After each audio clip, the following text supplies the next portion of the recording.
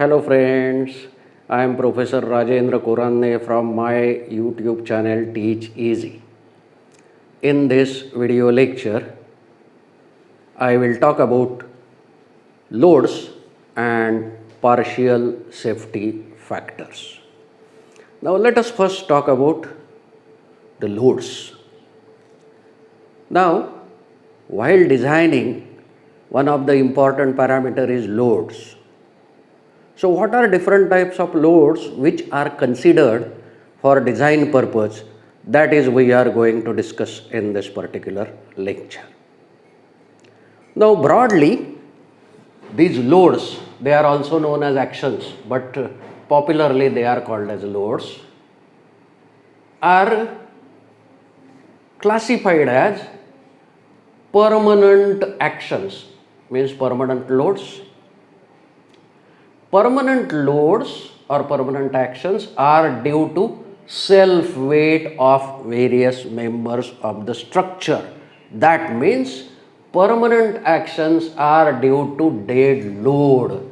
Dead load is the load which acts on the structure throughout its life, and it is calculated by unit weight of materials used in various members of the structure.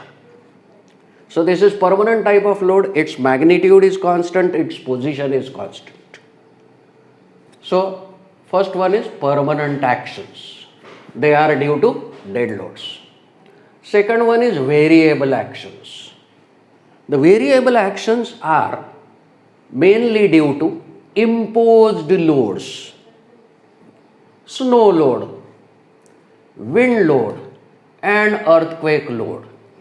Now these variable actions, their magnitudes can change, their positions can change, okay. So all these loads are of that particular type, that is imposed load, means whatever the loads coming on the structure due to its occupancies, that is live load, okay. Then snow load, then wind load, earthquake load, okay. Then the third category is accidental actions. Now what do we mean by accidental actions? Very rarely, accidentally, these loads are acting on the structure, and they are mainly due to the explosion and impact of vehicles. So this is one classification of loads. In a simple language, the loads are also classified like this: vertical loads. Which are vertical loads? The loads which are acting in vertically downward direction, they are dead loads and imposed loads. Now dead loads are the loads of the acting on the structure due to the self weight of the members. Just now I have talked about it. Imposed loads are the loads of occupancies. That means those who are using that particular structure, then all the furniture which is movable. So this is movable load, okay. Now these two loads are called as vertical loads. You already know that dead loads are as per IS 875 part 1. Imposed loads are as per IS 875 part 2, that is live loads. Then snow load is also a type of imposed load. It is as per IS 875 part 4. The second categorization is horizontal loads. The loads which are acting in horizontal direction, these are wind loads. Loads acting due to the action of wind, okay. It is as per IS 875 part 3. And earthquake load, that is the loads acting due to the earthquake, okay. So they are as per IS 1893. These loads are known as horizontal loads. And the third categorization is dynamic loads, that is some repeated loads are acting on the structure, okay. Then due to impact and blast, due to blasting, certain vibrations and impact will be there. These are known as dynamic load. So one categorization is permanent action, variable action and accidental actions. And the second one is vertical loads, horizontal loads and dynamic loads, okay. So by and large, which loads we will be considering while designing the structure One is dead load, another is live load, third one is snow load, fourth one is wind load, fifth one is earthquake load, sixth one is impact load, and loads due to vibration, that is blast. Okay, so these are the loads. I have told you the respective IS for those particular loads. Okay.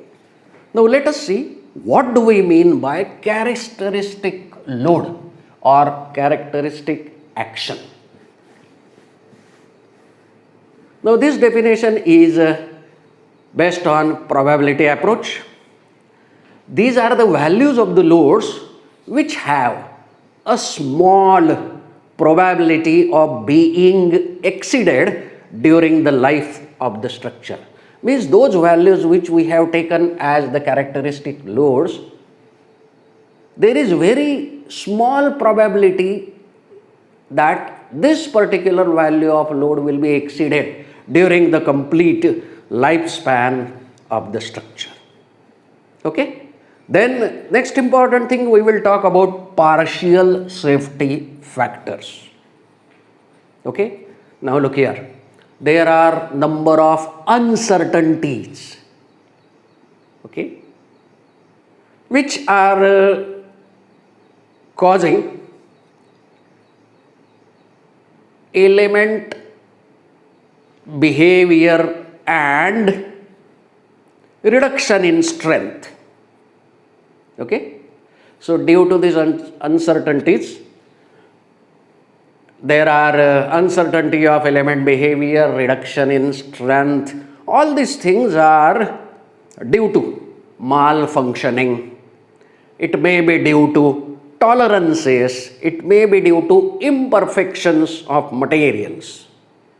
Now to account for certain uncertainties, certain safety factors are applied to two principal parameters of design, that is loads and material strength. These two principal parameters, that is loads and material strength, are independent of each other. Therefore, two separate safety factors are applied. These two separate factors of safety contribute partially for the safety of the structure. Therefore, they are called as partial safety factors. Let us talk about the two partial safety factors. The first one is partial safety factor for material strength. It is denoted by gamma m. Now, how this particular safety factor is applied? When we divide the yield strength or ultimate strength by this particular factor, we get the design strength. So, the design strength is equal to yield strength or ultimate strength divided by partial safety factor for material strength, that is gamma m. Now let us see what are the values of partial safety factor suggested by IS 800-2007. So this table shows those values. These are the details for the resistances governed by for that particular material, and these are the values of gamma m, that is partial safety factor for material strength. If the resistance is governed by yielding or buckling, then that is known as gamma MO. Its value is 1.1. If the resistance is governed by ultimate stress, then it is taken as gamma M1. It is 1.25. The resistance for bolts or rivets, If the bolts or rivets are driven in shop, that is workshop, and field means bolts or rivets driven in the field. So for both shop and field bolts, F is for fasteners. Bolts are fasteners, so it is gamma MF. For both shop and field bolts, the value of partial safety factor is 1.25. This is not the case for welds. If the welds are applied in workshop, then the value of gamma MWW for weld is 1.25, and if the welding is applied on the field, then value of gamma MW is 1.5. So these are important values of partial safety factor for material strength, that is gamma M. Now let us talk about the second partial safety factor, that is partial safety factor for loads, that is gamma F. Now if we multiply the characteristic load by these partial safety factors, we get the design loads. Okay? So if you multiplied characteristic load by partial safety factor, the load which we get is design load. So mind well, this is the reducing factor and this is the multiplying factor.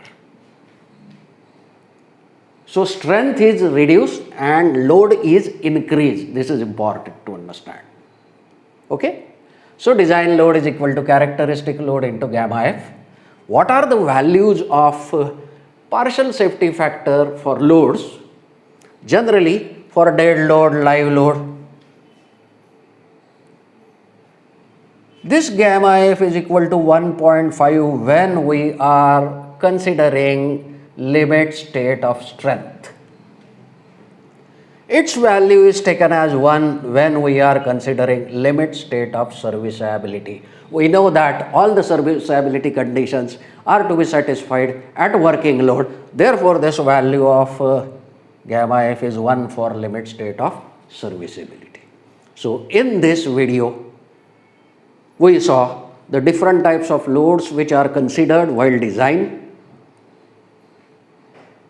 and what is characteristic load and partial safety factor for material strength and for load.